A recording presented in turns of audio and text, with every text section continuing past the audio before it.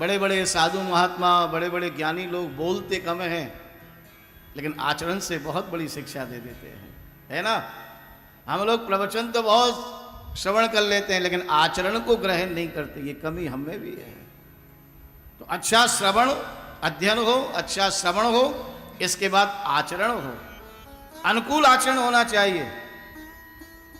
जिस गद्दी पर आप बैठते हैं वो गद्दी की मर्यादा। आजकल आप देखते होंगे फेसबुक पर, यूट्यूब पर कैसे कैसे कथावाचक आ रहे हैं, श्लोकों का तो ऑपरेशन ही कर रहे हैं। सुनने में कष्ट होता है, कैसे श्लोक बोलना चाहिए, कैसे श्लोक की व्याख्या करनी चाहिए, ये सब संस्कार ही खत्म होता चला जा रहा है। किस लिए?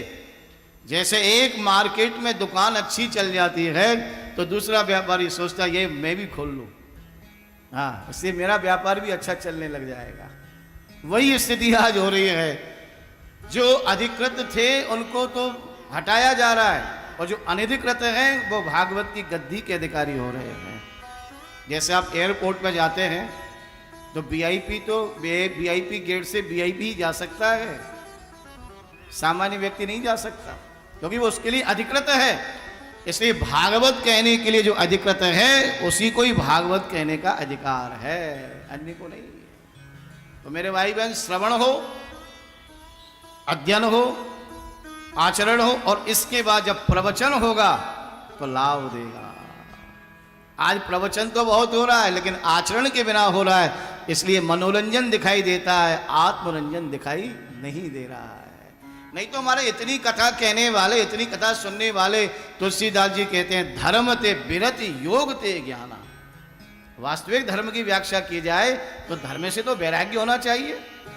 वैराग्य की बात करने वाले फॉर्च्यूनर से नीचे बात नहीं कर रहे हैं। 500 करोड़ का आश्रम, 1000 करोड़ का आश्रम, 5000 करोड़ का आश्रम, तृष्णा समाप्ति नहीं हो रही है, और बात गौशालाओं की कर रहे हैं।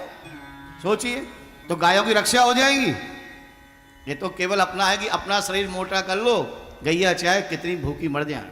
हाँ, तो भाई मैं नहीं कह रहा, ये तो तुलसीदास जी कह रहे हैं, रामायण कह रही है कि वास्तव में धर्म होगा तो वैराग्य होना चाहिए। हम तो और आसक्त होते जा रहे हैं, सुनाने वाले भी आसक्त होते जा रहे हैं, और सुनने वाले भी आसक्त होते जा रहे हैं। तो धर्म ते बिरति योग ते ज्ञाना। योग भी केवल योग नहीं, योगा रह गया, योगता रहा ही नहीं, अब योगा है। राम की जगह रामा और कृष्ण की जगह कृष्णा।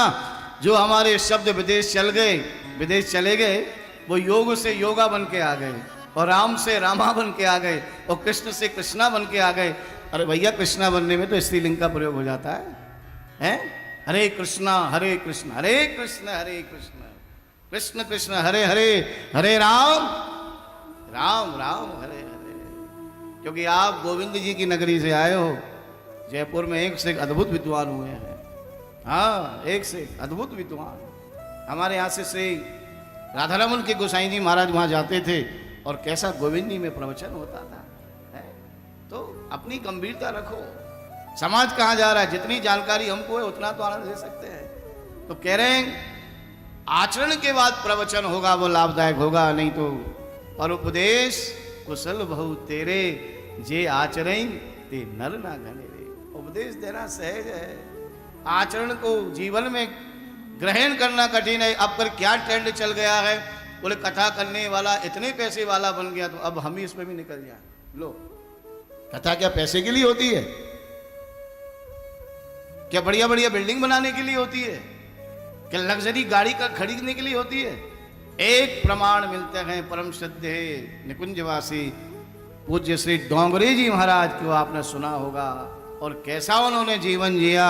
ऐसे महापुरुष हमारे गुरुदेव, आप तो सब जानते हैं, परम श्रद्धे श्री अनंत श्री विभूषित निकुंजवासी पूज्य सुखदेव दास जी महाराज।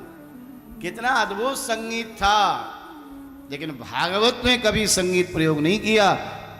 भागवत तो विशुद्ध कहते थे, और संध्या के समय कीर्तन करते थे अलग से। उस परंपरा का निर्वाह किया, और कभी भागवत की कोई तय पट्टी का तो मतलब ही नहीं है। इन महापुरुषों ने फिर क्या किया, मतलब आचरण किया, प्रवचन किया, और इसके बाद फिर समर्पण कर दिया।